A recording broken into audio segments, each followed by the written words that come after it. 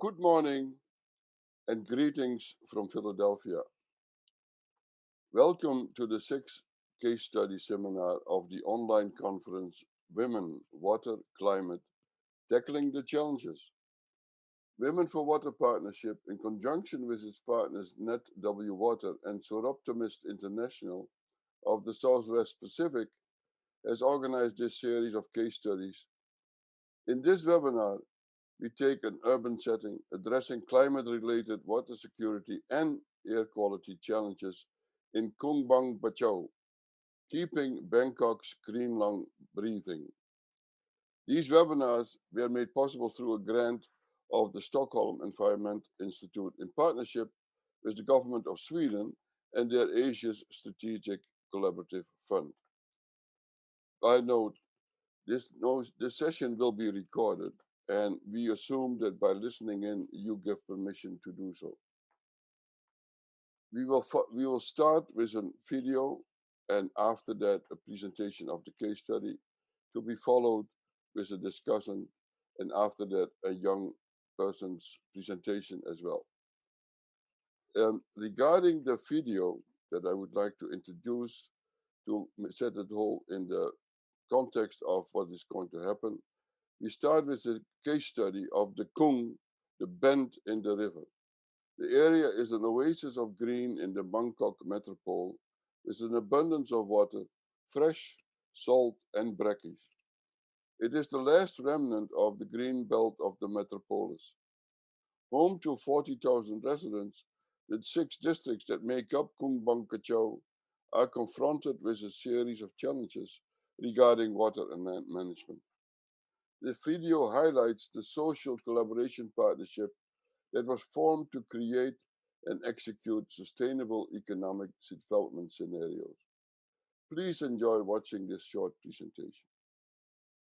คุ้งบางกระเจ้าพื้นที่สีเขียวขนาดใหญ่ใกล้กรุงเทพแหล่งผลิตออกซิเจนสำคัญที่มีคุณค่าทางสิ่งแวดล้อมเศรษฐกิจการท่องเที่ยวสังคมและวัฒนธรรมเคยได้รับการยกย่องจากนิตยสาร Time Asia ให้เป็น The Best Oasis of Asia สภาพพื้นที่เป็นพื้นที่3น้ำทั้งน้ำจืดน้ำเค็มน้ำกร่อยจึงมีความอุดมสมบูรณ์ตามธรรมชาติช่วยให้ผลิตผลการเกษตรมีรสชาติโดดเด่นเป็นเอกลักษณ์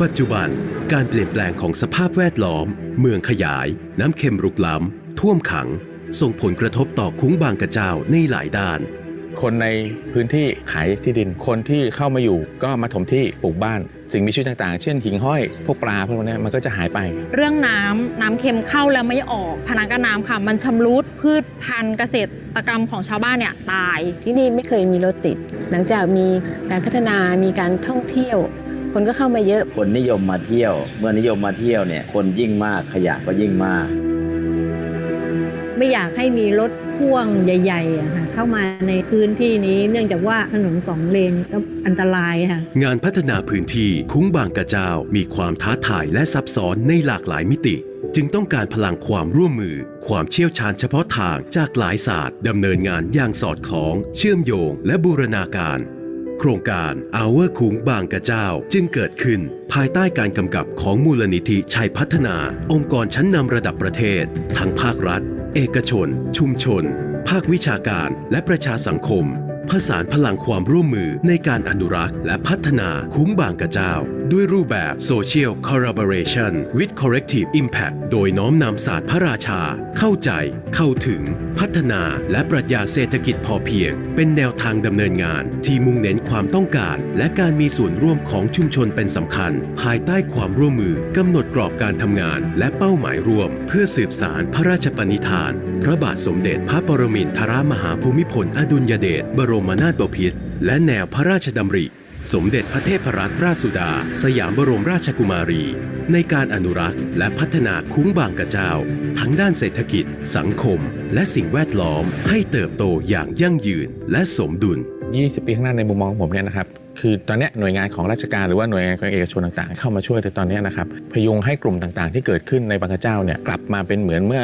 30 ปีที่แล้วได้อยากเห็นคุ้งเนี่ยไม่มีพลาสติกไม่มีโฟมก็อยากจะเห็นคุ้งบางกระเจ้าเนี่ยมีศูนย์วัฒนธรรมท้องถิ่น ที่เป็นเอกลักษณ์เฉพาะตัวนะคะเราก็อยากจะเห็นสถานที่ตรงนี้นะครับเพื่อพี่น้องชาวบางกระเจ้าเนี่ยปีที่ได้เล่นกีฬากันเราจะพัฒนาสร้างคนสร้างอนาคตเราอยากเห็นพื้นที่ตรงนี้มันสว่างไสวไปด้วยเรื่องของหิ่งห้อยจากกรุงเทพที่คุณมองมาจากตึกสูงเนี่ยคุณสามารถมองไปเห็นเกาะคุ้งบางกระเจ้าซึ่งมีแสงระยิบระยับของหิ่งห้อยคนในคุ้งบางกระเจ้านี่มีจิตวิญญาณว่าเรารักต้นไม้เพราะต้นไม้ให้ผลให้อาชีพกับเราเกษตรกรอยู่ได้คนในพื้นที่อยู่ได้บางกระเจ้าสามารถเป็นแก้มลิงที่จะกักเก็บน้ำไว้ใช้ได้เพื่อการเกษตรของคนบางกระเจ้าเองอยากจะให้บางกระเจ้าคงความเป็นสีเขียวคงความเป็นสายน้ำอีก20 ปีข้างหน้าอยากให้เป็นแบบนั้นมันเป็นการบอกว่าพื้นที่นี้มันมีความอุดมสมบูรณ์คนอยู่ร่วมกับสีเขียวรวมกับ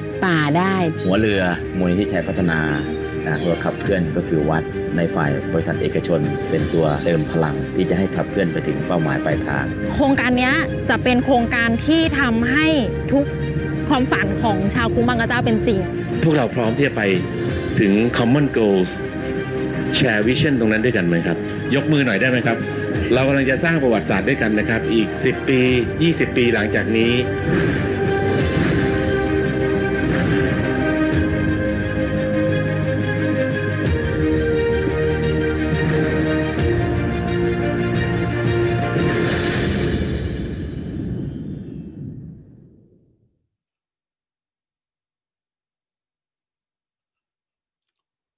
That was great. I would like to go next to picking up on this upbeat video, which provides a really good backdrop for the presentation that we're going to get from Dr. Ampai Harakunarak. Dr. Harakunarak is an independent consulting specializing in environmental and social safeguards, environmental policy and natural resource management, emphasizing climate change and sustainable development. She has served the United Nations, the World Food Bank, and the ASEAN Secretariat. Ampai holds a bachelor's degree in business administration from WWAP University and a master's in economics from Thammasat University, both in Thailand. In gorgeous Ithaca, she obtained a master's in natural resource management from Cornell University, and she holds a PhD in marine studies from the University of Delaware, almost next door to Philadelphia. Ampai, the floor is yours. Thank you, Christian. Is that okay now? Yes. Thanks. Distinguished guests and panelists, thank you for joining. My presentation today is about a very interesting and collaboration effort to secure the unique urban green area in Thailand, known as Khung Bang Kachao. Next slide, please. From a wide-angle view, this green area is surrounded by infrastructure of built environment. The natural environment is located inside a curved section of the Chao Phraya River across Bangkok metropolis. Next slide, please. The area is about 20 square kilometers, with canals and water bodies cover 1/5 of the total area. About 40,000 people reside in the area, which is controlled by 6 sub-district authorities. Women comprise half of the population in Khung Bang Kachao. Next slide, please.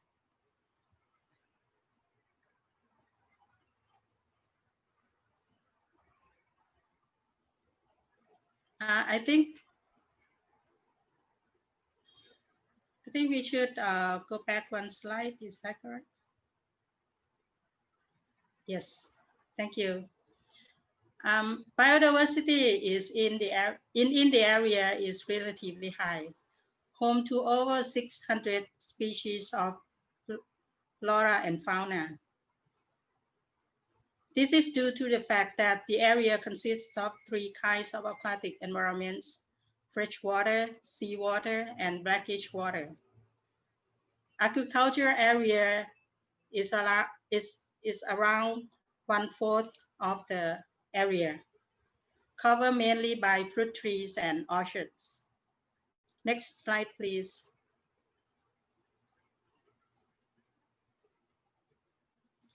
Khung Bang Kachao is designated as a conserved green area, including the Si Nakhon Khuen Khan Park and Botanical Garden, which is home to hundreds of species and plants and animals, especially birds and fireflies. The area is a famous tourist attraction and a popular biking destination, often visited by Thai and foreign visitors. Next slide, please.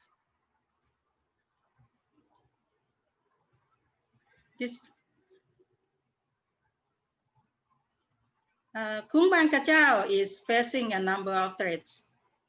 This includes from surrounding urbanization, land use change, reduced agricultural land and fresh water, and also the pollution from solid waste. I think we still in the same slide. Could you please hold on, please? How to do this? Okay.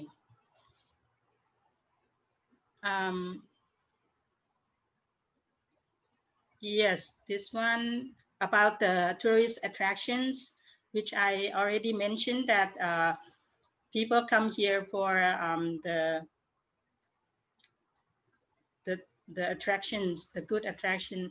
Next slide, please, about the environmental challenges. Yes, that's correct.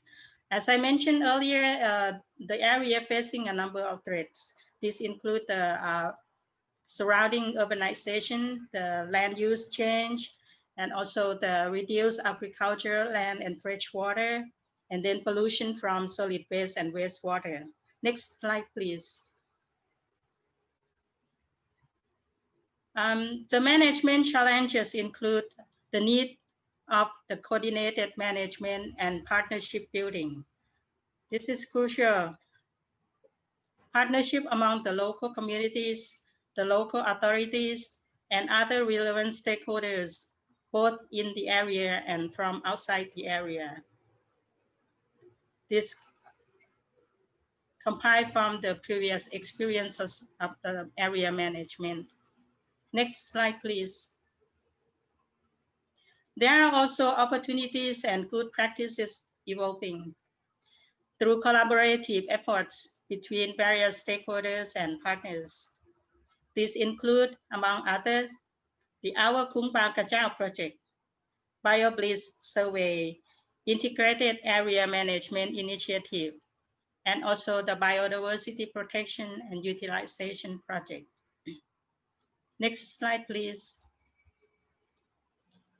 The current conservation efforts are working through the Our Khung Bang Kachao project, initiated by the Chai Patana Foundation in collaboration with local communities and partner organizations. Driven by His Majesty the late King Bhumibol Adulyadej's wisdom and profound knowledge on sustainable development and integrated water resources management, the project focuses on community needs and involvement, working through a social collaboration and teamwork approach.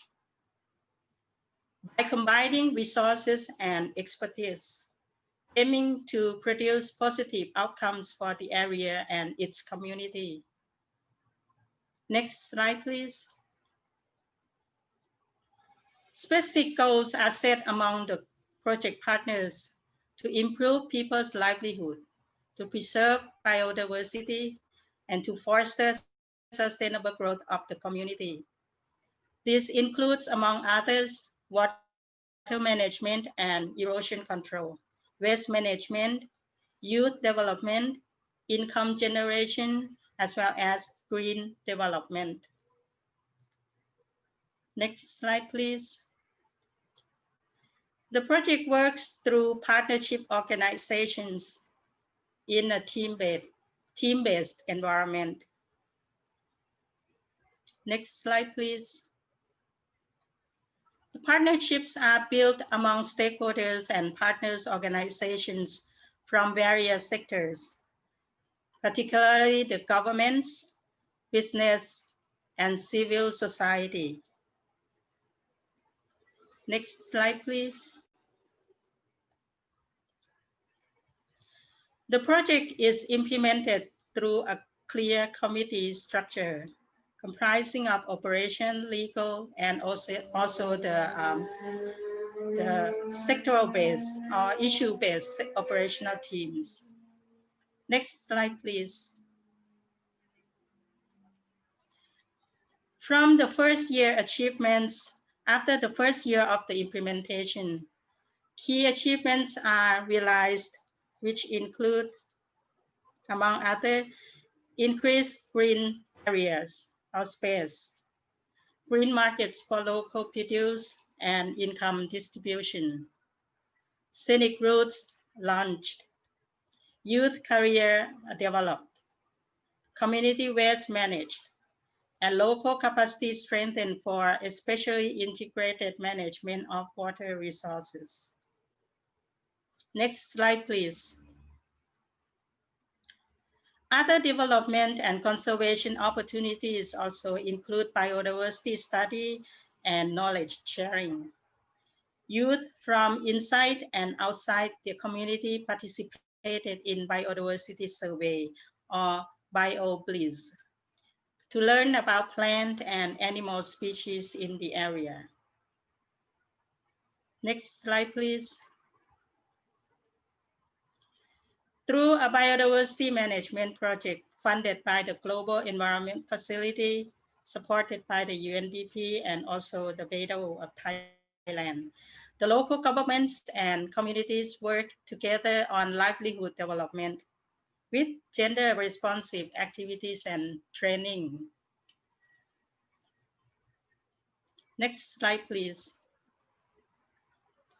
To conclude, sustainability of the local communities in Khung Bang Kachao has been and will be achieved through a number of ways.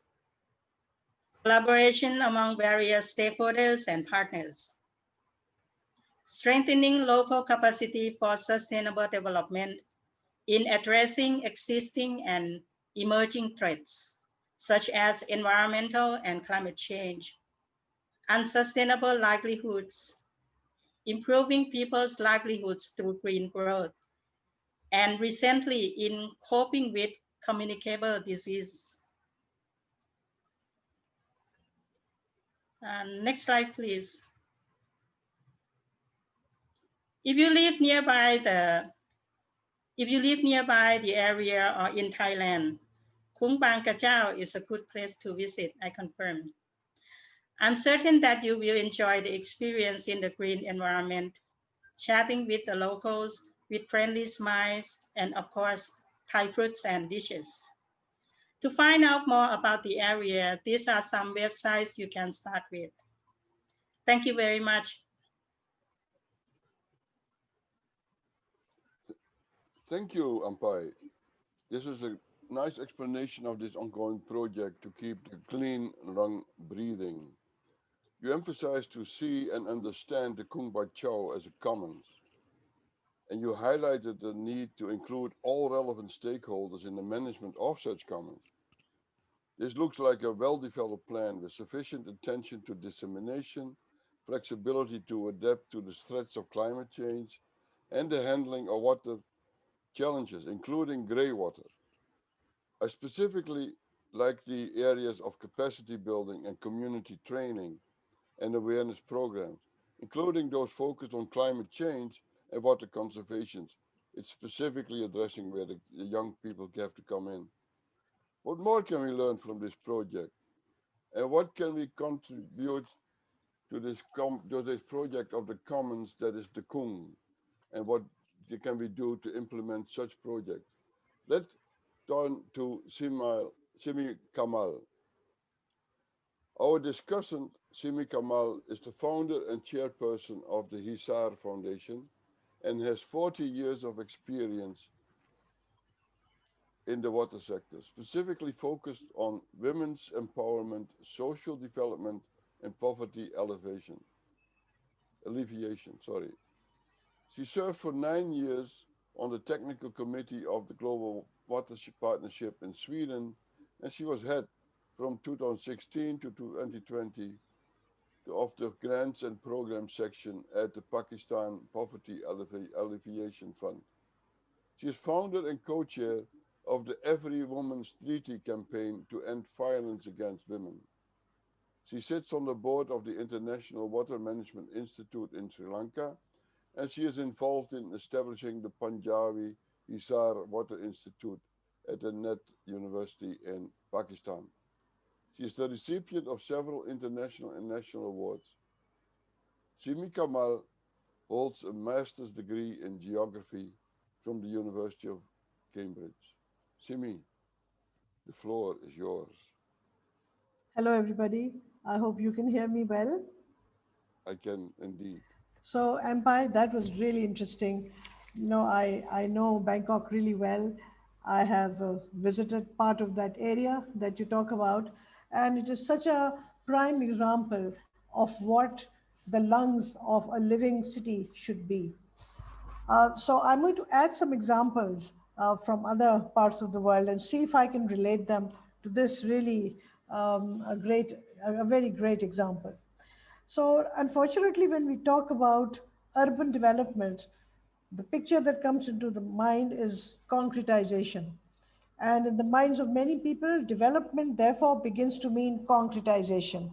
And the degradation of the living environment in urban areas has only recently come to the forefront. Otherwise, no one talked about it. Nobody thought of, putting aside a green area and just, making high-rise buildings on that. So parks, allotments, greening of the cities. Some ancient cities have done this throughout the centuries, and they have managed to keep their balance with green areas and development. Some of the more modern cities have found it far more difficult to do that. And so if we want to really learn how a modern city, which has grown largely in the last century, how has that city managed to do? So this is a really wonderful example because it highlights so many areas. What do you do in the face of climate change?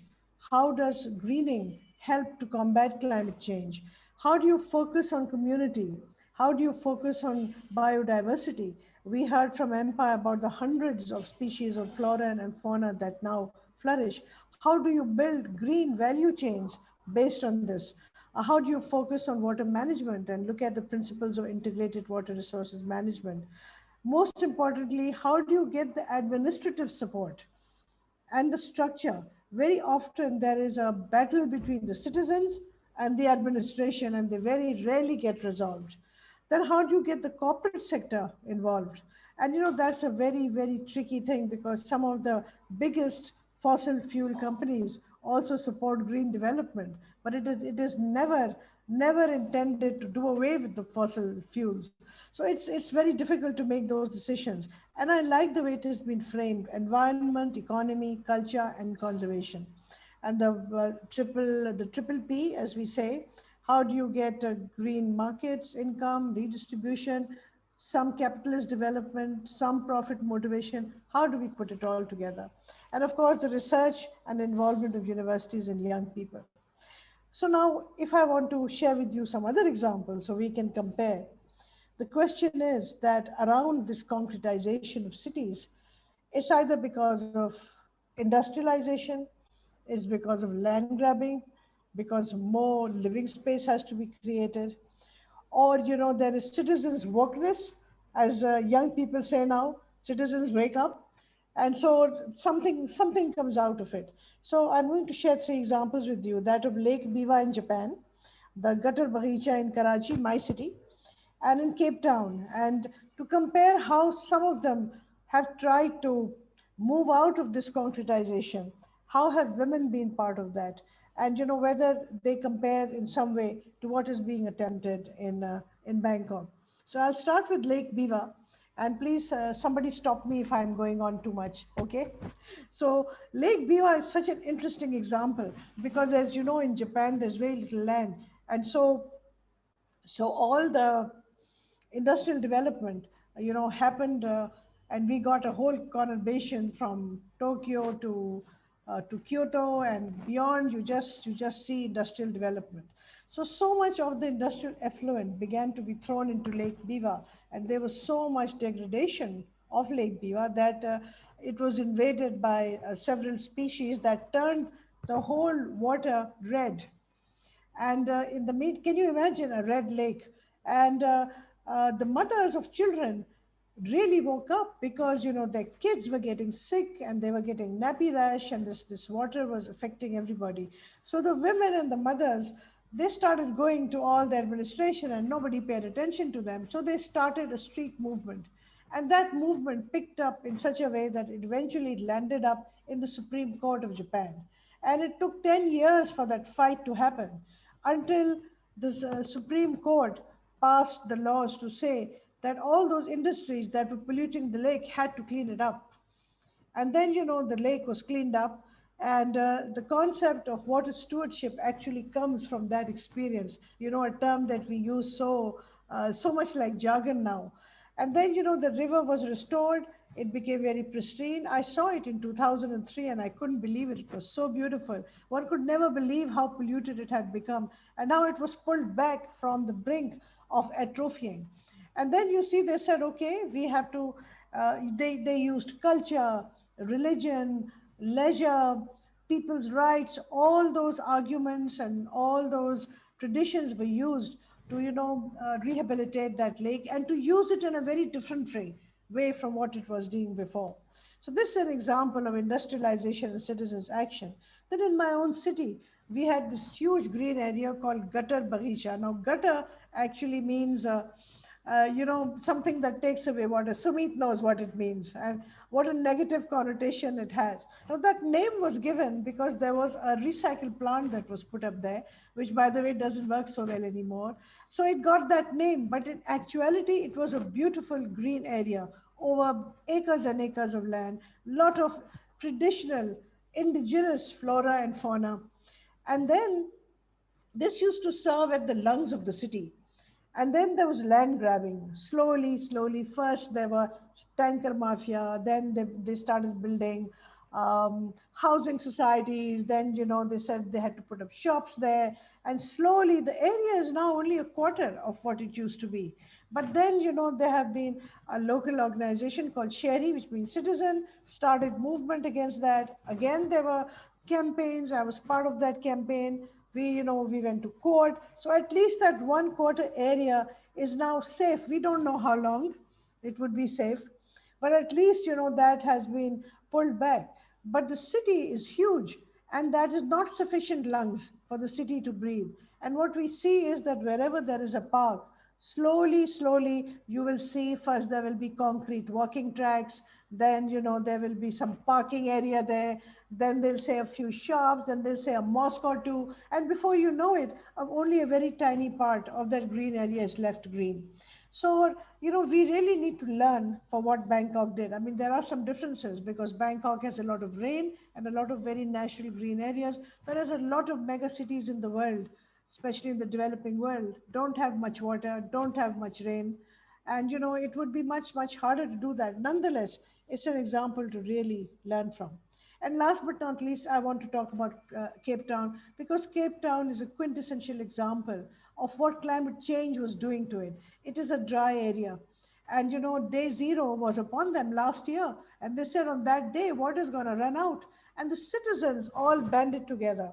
And, while there were laws, there was massive citizens' action, voluntary action to limit the use of water. So they have managed to push day zero away. They keep pushing it away, and it hasn't yet come.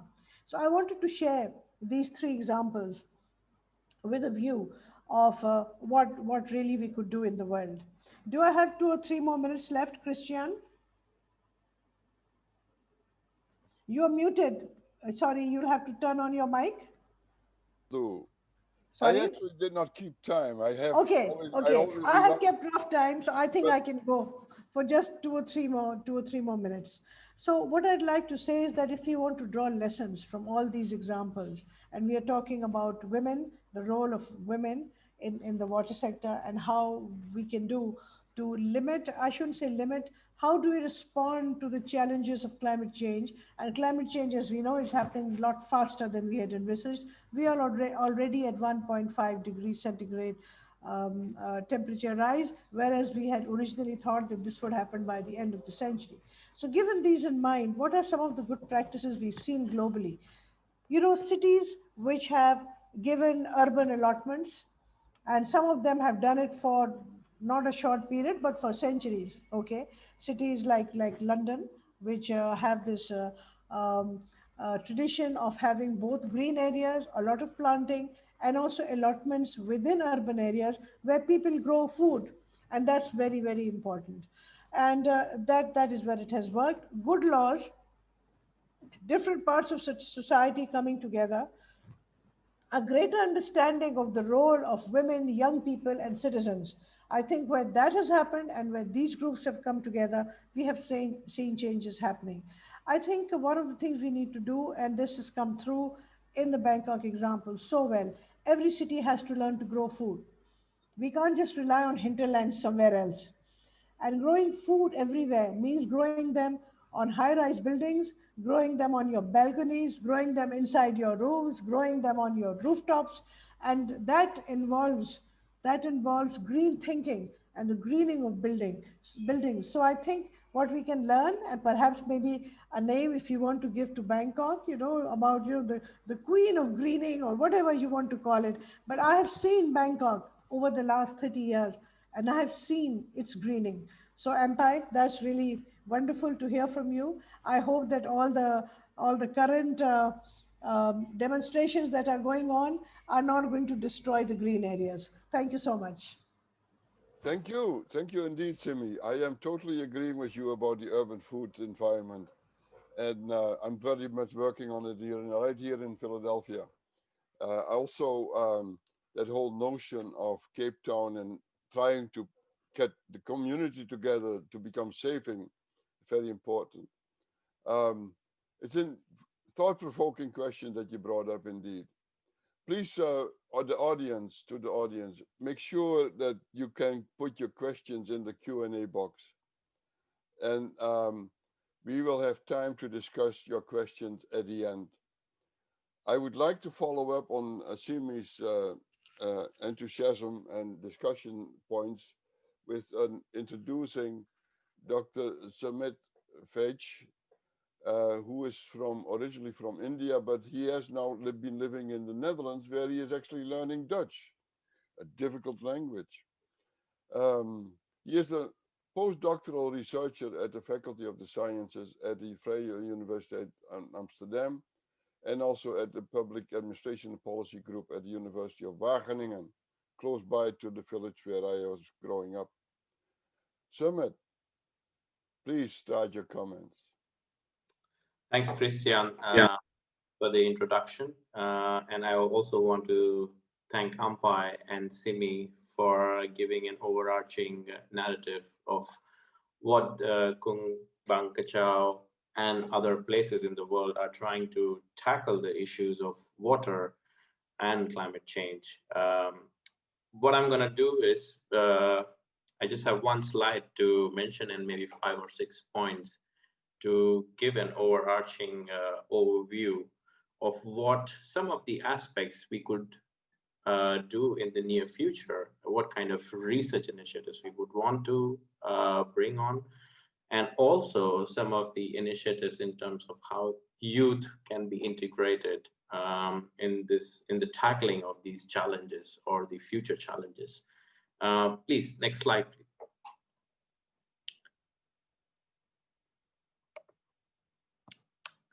Can we go to the next slide, please? Nope. Yeah, thanks. Thanks, Susie.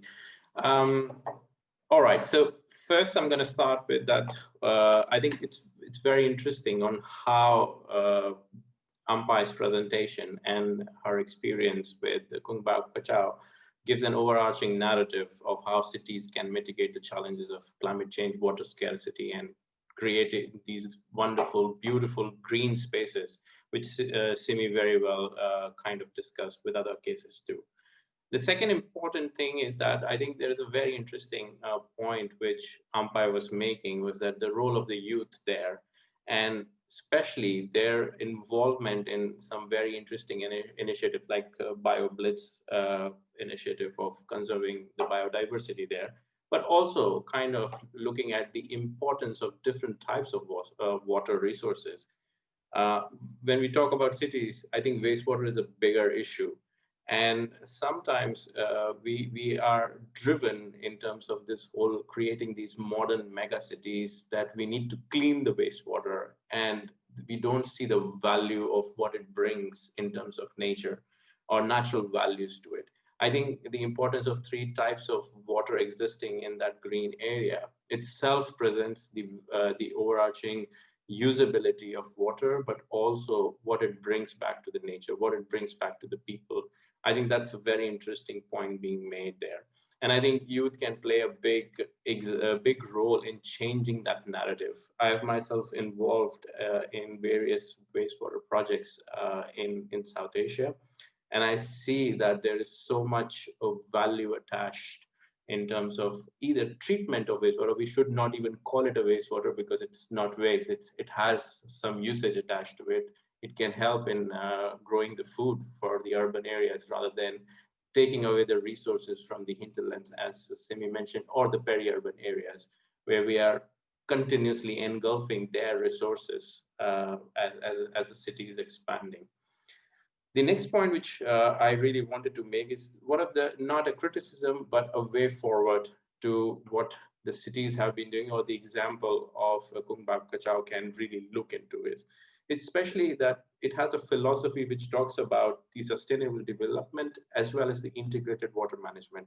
But I still feel that there is a big gap, or that can be really looked into, is how do we bring the missing links of climate change adaptation in SDGs? We have been talking about these various international efforts since 2015, especially the SDG goals and the targets, as well as the Paris Agreement.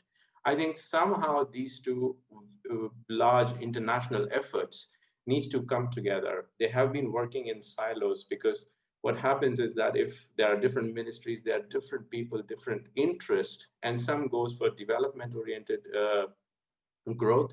However, there are others who are into climate activism, and they have agendas around making cities climate smart or climate resilient.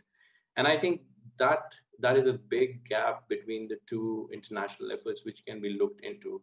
I think this project in Khung Kachao has brilliant partnerships. I think they can use those partnerships, bring the youth together, and develop these realistic plans to integrate climate change targets with SDG targets. And that could really help in reducing these gaps between synergies and trade-offs. If you go for high growth, high development oriented goals, then there is a chance that your emissions would go up. I think those kind of discussions needs to happen to have a very inclusive understanding. And I think youth, because they are futuristic, they are for the future. I think that can be a very interesting point of discussion where they can be involved and they can look into the future. Moving ahead on the same point, I think young men and women can play a special role in bringing them. We have these wonderful, I would say, climate activists around the world. Very good example could be Greta Thunberg as a young leader who is pushing the agenda of climate change on the world map. I think within cities like Thailand and so many cities in South Asia and Southeast Asia, we have these wonderful young leaders there also. I think they need to be brought in. There needs to be one who should be raising these concerns and bringing these interlinkages between, especially SDG 5, which is on gender equality and empowerment, SDG 6, which is on water, and the 13, which is on climate change. I think we need to really find a way to bring these three large overarching SDG goals and targets together. So that's one very important point I would like to make. Another point is that we need also research to understand these missing interlinkages between SDG targets, and also to break down these silos. Like I mentioned, different ministries have different agendas. especially when we are bringing these collaborations, which are so crucial for these kind of projects. I think we need first to get an understanding how to come up with strategies, positive strategies, to break down these siloed thinking in science as well as in bureaucracy. And it is very much possible. We have these brilliant examples which Simi talked about. I was fortunately or unfortunately in Cape Town when the 0 day was declared, or not so declared, but was supposed to come through.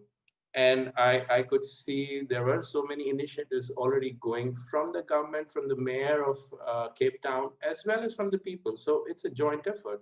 We cannot always blame the politicians for doing the wrong things or the right things. I think it's always a joint effort. And that's the beauty of collaborations, which Ampai also showed in her presentation. But I think there is a need for more political understanding or politicized understanding of these things, which is required to break down these silos, come together to develop these partnerships. And the last point I would like to make, and then I'll stop with my comments, is the role of women professionals and youth involvement to bring this paradigm shift. I think especially women in South Asia or Southeast Asia or anywhere in the world, we have to accept that they have a different way of looking at things. Giving a simple example, when men migrate, women are responsible to take care of the children, the parents, and the other relatives. They have far more futuristic looking. And I think those emotions, those aspects of thinking needs to be brought in when we are talking about these environmental challenges, because these are not challenges for today, these are challenges for the future. I think women have a very special role when we are talking about future planning, future policies, and they can help, they can devise, or they can bring their element of understanding of the nature, especially from ecofeminism perspectives and all those things. And it can help develop these plans in a much more, not just holistic, but also in a more proactive ways. I think that shift, that paradigm shift is still needed in South Asia, in Southeast Asian countries. We always talk about the participation elements of it. I'm not gonna go about ranting about that, but I think what my simple idea is that we need to bring more youth and young women ideas to bring this paradigm shift in long-term planning processes, which are part of these initiatives. I'm going to stop with this. These were my key reflections. Thanks, Christian. Myself. There you go. Thank you very much. Indeed, the whole idea of a paradigm shift is something that is upon us, and actually the Sustainable Development Goals by themselves creates a global paradigm shift for almost the whole political world. It's a whole new way of thinking that we're doing, and what you're now attending to is very much needed as well. I would like to start asking a few questions, and I am wanting to ask two questions specifically, and one is specifically, can you, Ampai, elaborate a little bit on the BioBlitz initiative to a question that comes from Saraja Narayan.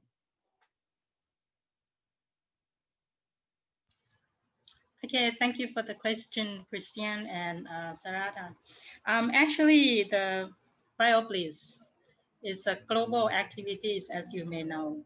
The term is like to study the biodiversity in a specific area in a specific time.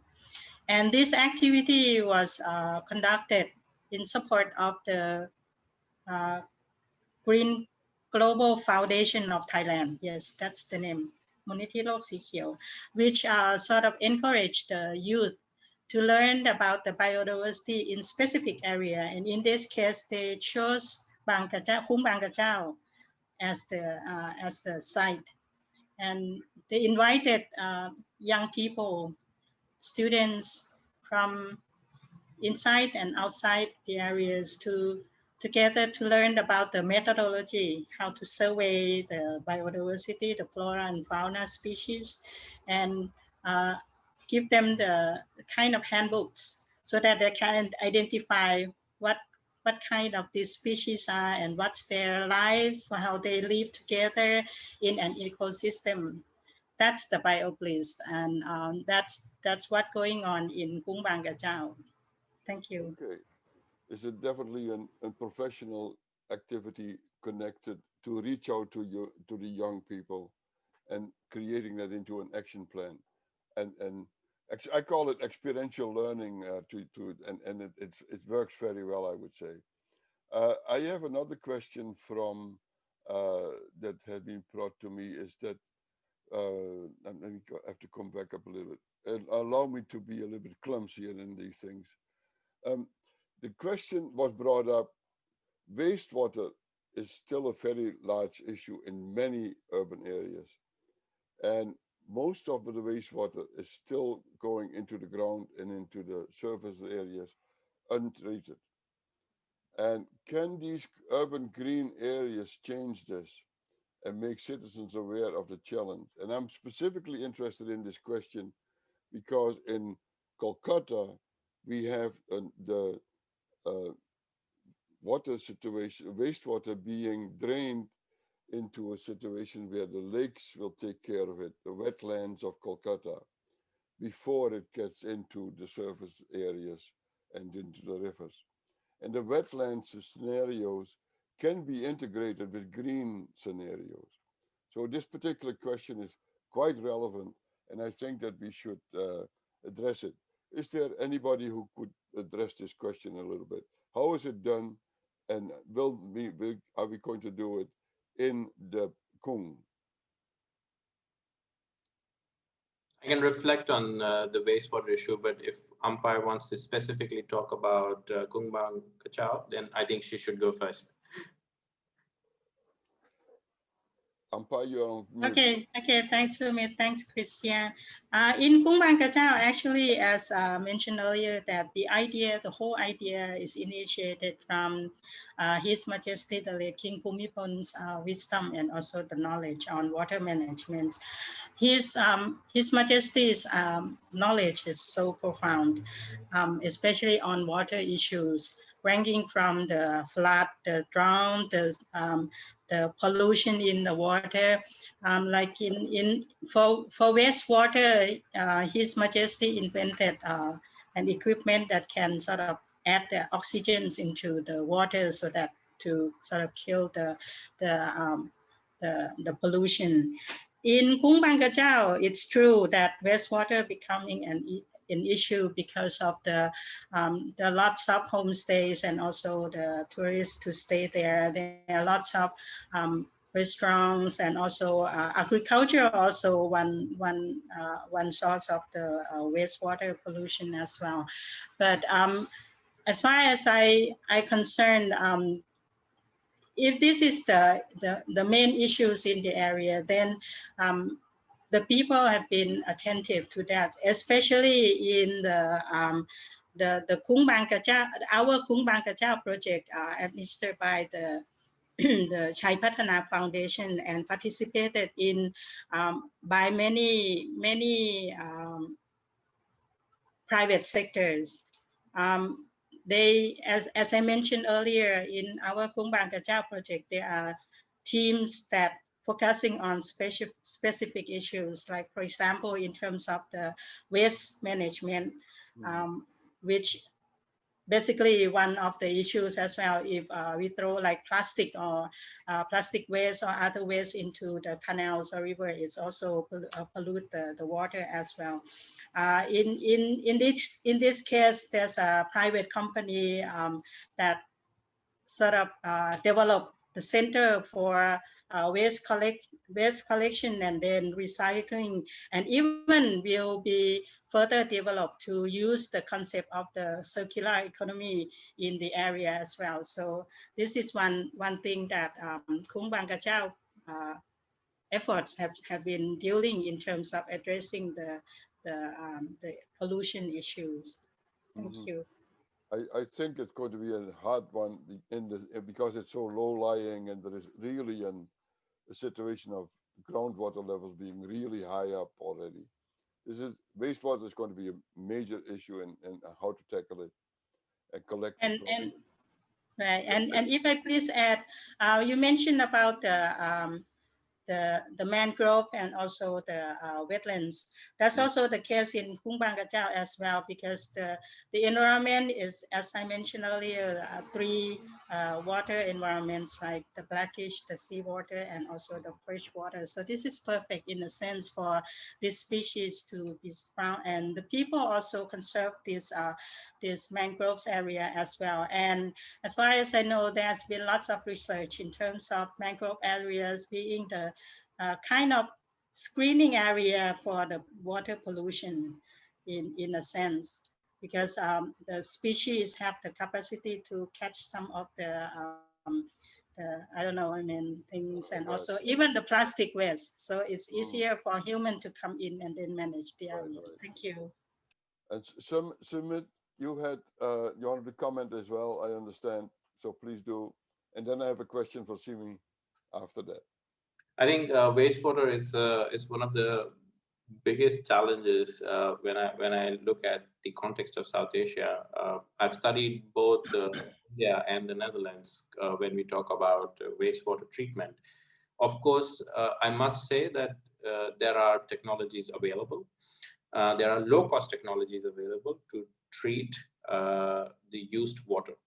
However, the only challenge which lies is regarding the financial and governance models of these, of the setting of these technologies, the maintenance of it, and what standards of treatment are there. When I talk about India, for that matter, I think we really lack financial models to sustain these low-cost treatment technologies. Every now and then there are piecemeal models which allows a wastewater treatment plant to be set up. There are numerous examples. I'll give you the example of Delhi for that matter. There are almost 36 wastewater treatment plants within Delhi. Only 25 are functional, fully functional, I must say. Within those 25, only 16 follow the latest guidelines of treatment of those, or treatment of wastewater. Mm-hmm. Now you can imagine if that is the situation of Delhi, what happens in much smaller towns and cities or other parts in the country. I'm not bashing about it, but I think that's the reality when we talk about it. And it's not just about these treatment plants doing their jobs. It's about so many other things. The boards which manage these are running in losses because they don't have a proper financial model, the proper pricing mechanisms. Which can allow them to maintain it. On the contrary, in the Netherlands, they have wonderful financial models which runs basically the water authorities or the water boards, the 21 water boards, which were 200 some years back. And it wasn't the same case in the Netherlands. In 1970s, there was a pea soup going on in all the canals, which has drastically changed in the last 30, 35 years.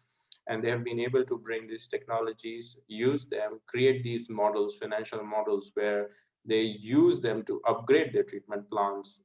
It's been a wonderful experience, at least in terms of my learning. And I think there is a long way ahead in developing countries where they only treat 20% or 28% of the water coming out of the houses or the sewage.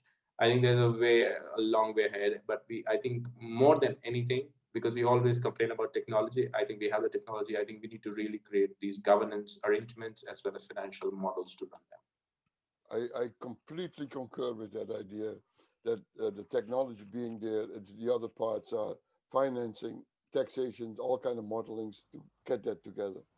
And but I want to also bring up a question that has been directed to Simi, mostly in the terms of, do you believe that it is citizen action that get green areas being developed and restored, or can it be done by just professionals and some people who look at data and say, we need to do something?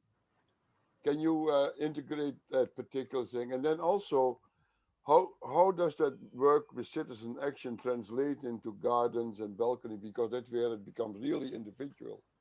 And can you elaborate a little bit more on that? Is citizen action indeed the driver? Yes, I think it is. I think that even if government initiates programs and projects. If there is no citizens' acceptance, it's not going to work.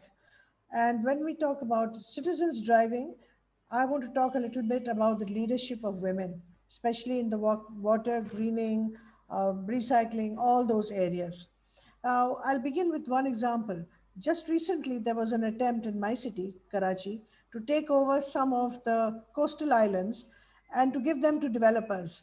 And they said they were going to build like another Dubai or like another New York or whatnot with high-rise buildings, etc. There was a massive movement, even though the federal government had already done the deal and everything, and the ads were out and whatnot. The citizens of the city and of the surrounding areas rose up.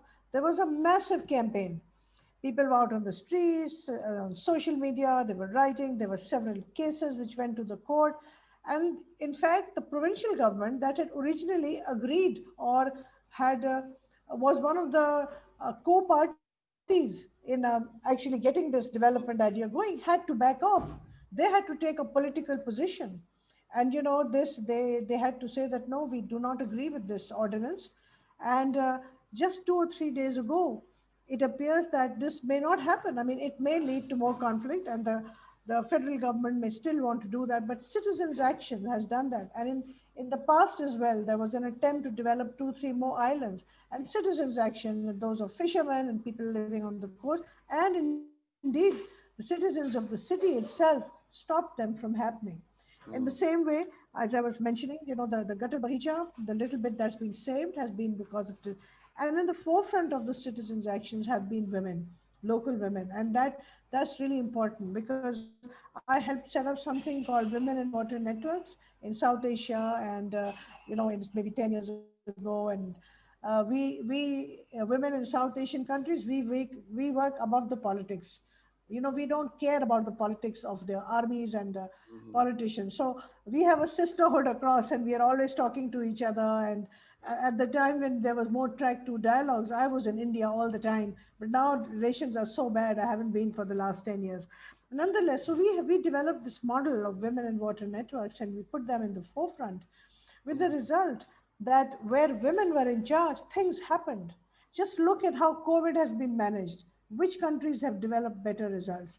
So we saw that. So part of my own work now in the water sector is to build the leadership of women for greening, for water management, for using, we don't like to use the word sewerage water because people get turned off. So we say reclaimed water, remediated water. There's so many different ways that you can refer to that.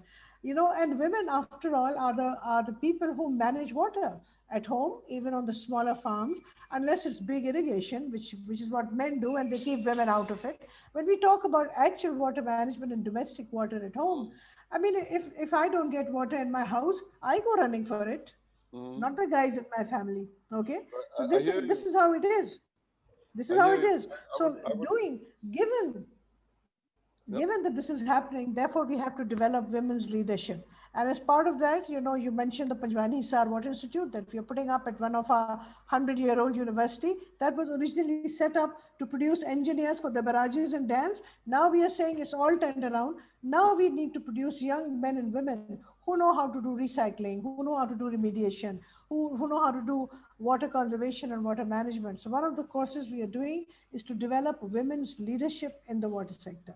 So to answer your question, yes, and yes, that's the way to go.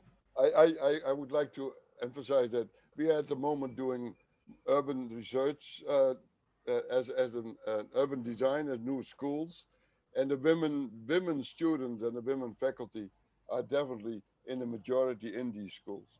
So we're seeing happenings there as well. I also want to underline a statement from one of our participants, and I'm just going to read it because I do not know how to make it into a question.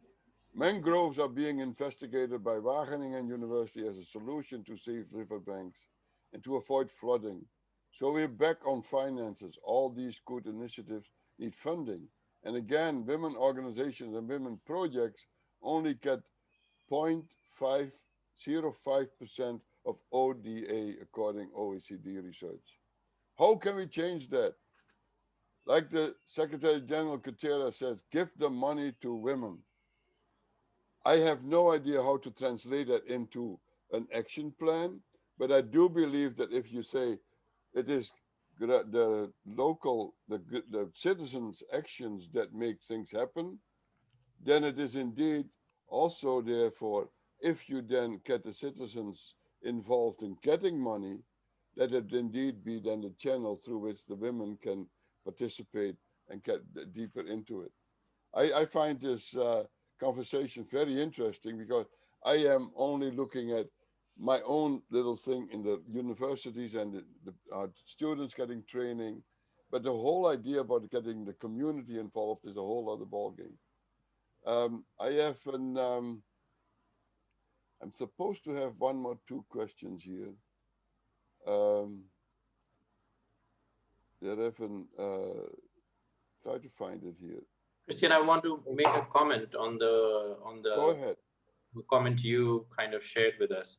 I think you know, it's very interesting that, because it's a very interesting fact which has been shared, that there's only 0.05% of the ODA funding goes to women organizations. The problem, I don't know if we call it a problem, the thing is that now we're talking about this whole gender mainstreaming and bringing gender in all the projects. So what is happening is that when we kind of go towards that idea, every project or any kind of funding which is being made now looks for a gender component within the projects. And many a times, these projects are not going to the women organizations. They are going to some general organizations who are doing a lot of different things.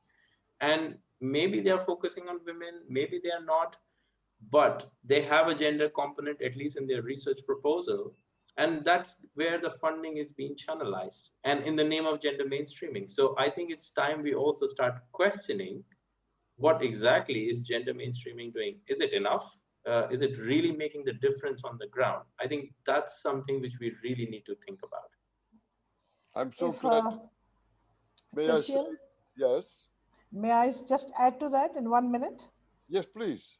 You see, there is a whole problematic around the way we use the term gender mainstreaming and how it is actually being used to subvert the cause of women.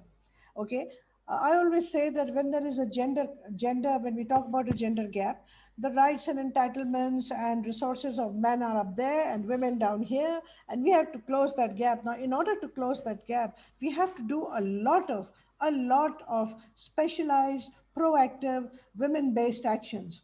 Okay, we can't move away from that by saying, hey, everything is equal and gender mainstreaming means half for men and half for women. That's not the way it is. But that's the very simplistic understanding that is being promoted by a lot of organizations. I know of many organizations that say gender mainstreaming is their goal. They're led by men. All the board members are men. There are hardly any women. Okay, and if there are, they are only in terms of beneficiaries. So we have to stop thinking of women in terms of beneficiaries as being gender mainstreaming. We have to develop women champions and women leadership, and I think only then will things really change. And from what I heard from Ampe, that was my question to her. How would she define the role of women leadership in her project? And for mangrove development, yes, I think we have to do far more. Outside where I live, that is the world's 8th largest mangrove swamps outside Karachi, and they are being cut like anything. It's a real battle to keep them intact, and there's a whole replanting program that is also happening. But I think mangroves are fantastic in terms of doing what is being suggested from the University of Wageningen. And if we want funds, we have to be political, we have to know where to go, we have to know how to word it, and we have to be, that's why I'm saying the champions and leaders are needed. These funding decisions are made over golf, mostly, okay, or in meetings, and we have to be there in order to ensure we get some of it. Thank you. Well, you're welcome. My daughter plays golf. What can I say? Great. Right. Great. My whole point being, I think that with gender comes another way of thinking as well. And I understand when Ampai was talking about how the community is a commons, the whole problem is seen as a commons, and how that particular way of thinking about the problems creates a different way. if it's the family, if it's the community that makes the decision, and thinking from within that is a different way of thinking than exploiting the commons, exploiting the environment, exploiting the community. It's a different way of operating.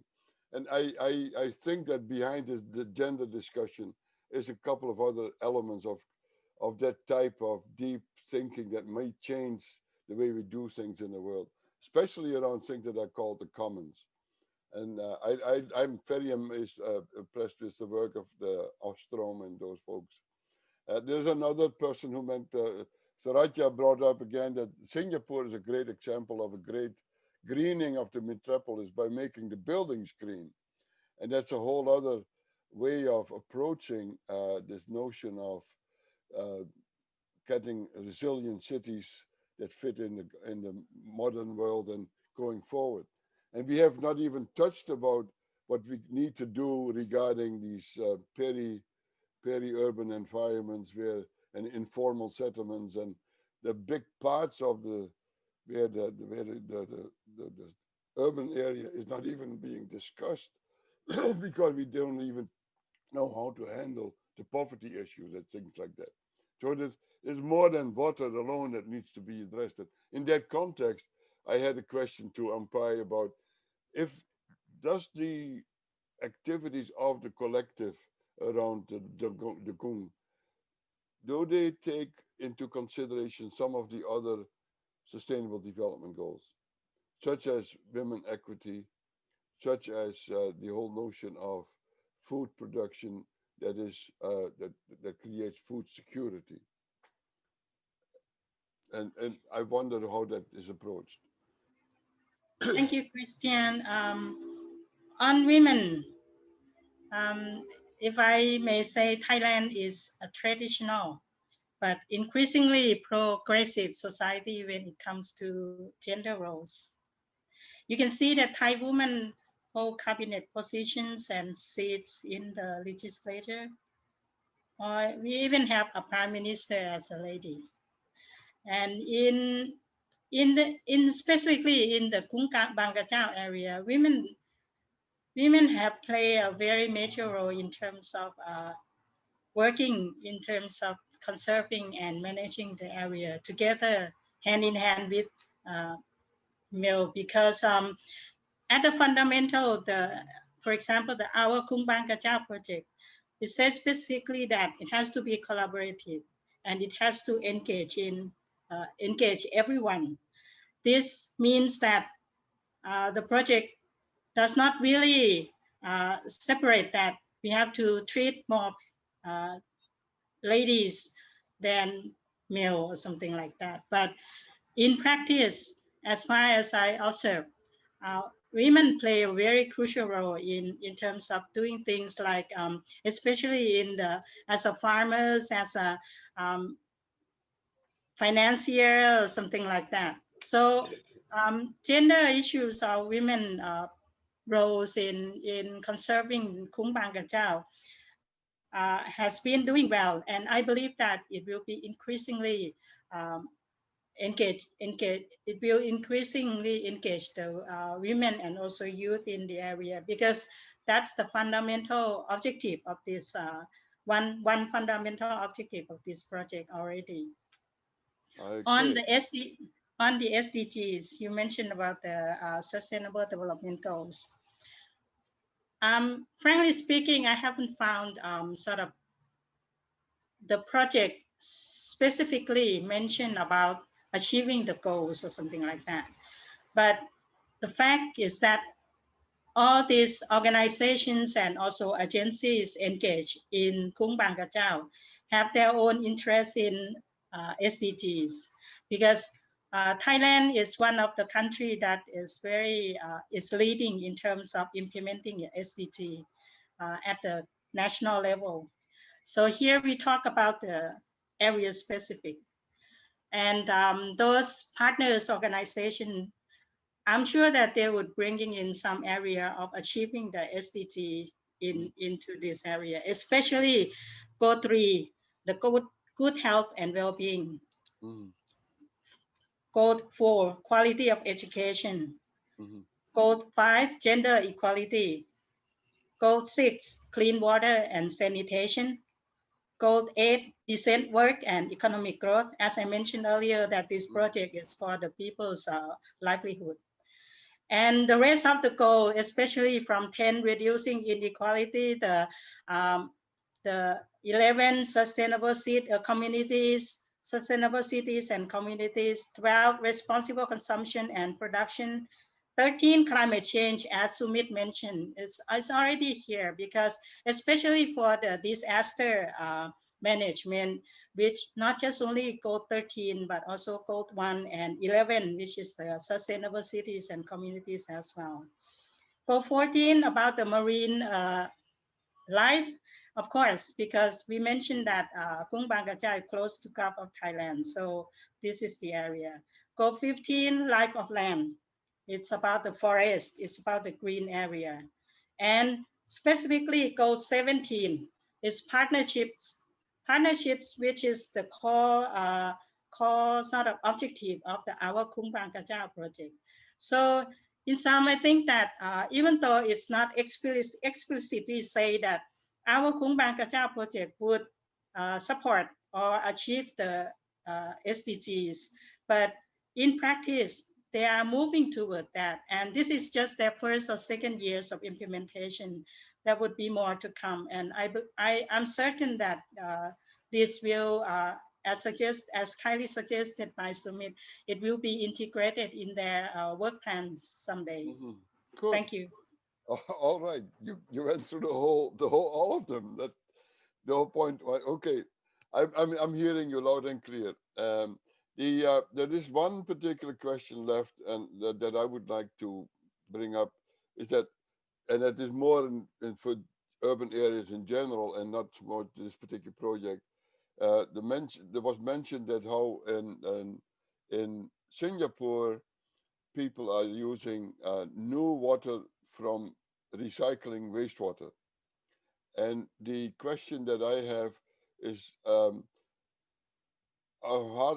far are other big cities in the world doing this kind of thing, and what are the cultural or emotional resentments against it, and how is the technology developed, and is it possible and to implement in different places? If anybody wants to address that a little bit, that would be great.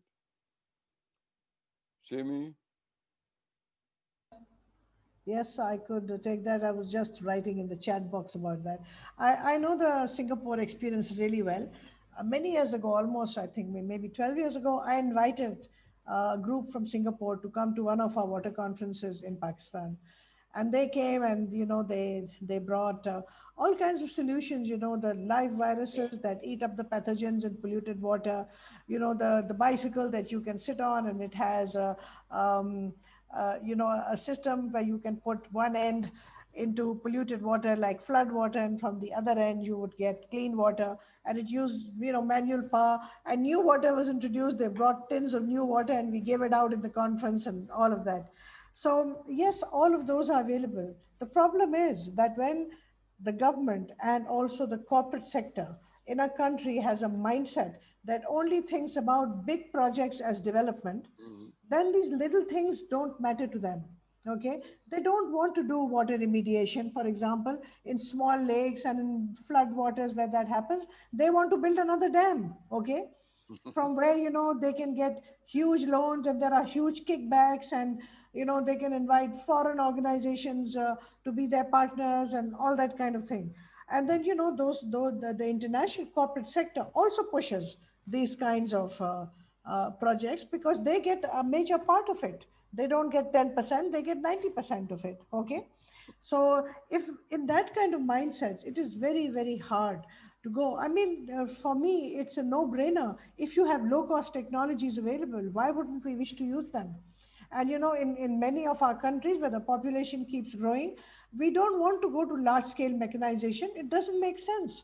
You will put people off the land, and then they'll become urban rebel. You'll have another problem on your hand, as already is happening in so many of our South Asian cities. So we want to employ people. We want people to be busy. Then we need to go to those solutions. And I think Singapore has wonderful solutions that we can learn from. And of course, part of the reason they have been able to implement is, their fairly dictatorial setup that allows them, and very strict rules and regulations. It's not as democratic as other places. But then, sometimes you have to have trade-offs, and you have to see what is it that you need to do for people to be able to participate and to benefit. So I think the solutions are out there.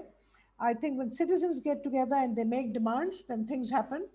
Then governments are forced to respond. If we leave it to the governments, okay, there will be more and more centralization, and there will be more and more bigger and bigger projects, because in people's minds, development is always associated with big concrete structures. As part of what we are doing in this institute is to put up a lab. It's called Water Psychology and Behavioral Sciences Lab. What is it that we have to change in the way people think about water to build many more of the Khung Kachaos? Why can't we make them in other cities? What stops us? I'll stop there. Okay. I do not know when more or less our endpoint is. I think it's about now. I would like to tell people, please do know that while we are doing our elections here in the United States, the conference is going on in virtually on November the 2nd and the 3rd, I understand. And Marit will send out some more materials about that. I would like to thank you all. I have quite a few things that I learned from here. I am using it in my own things in Philadelphia, where we do have a green lung, and we have urban food productions, and we also do recycling of wastewater. And I like to translate what I've heard here to actions here and locally. I hope that the people have enjoyed this and take lessons from it and keep active in the years ahead with doing better water for everybody and have water equity everywhere. Thank you. Goodbye. Bye, Simi. Bye, Empire. Thanks, Christian. Bye, Sumi. Bye Bye, now. Empire. Bye, Bye-bye. Bye. Thanks, everyone. Bye-bye.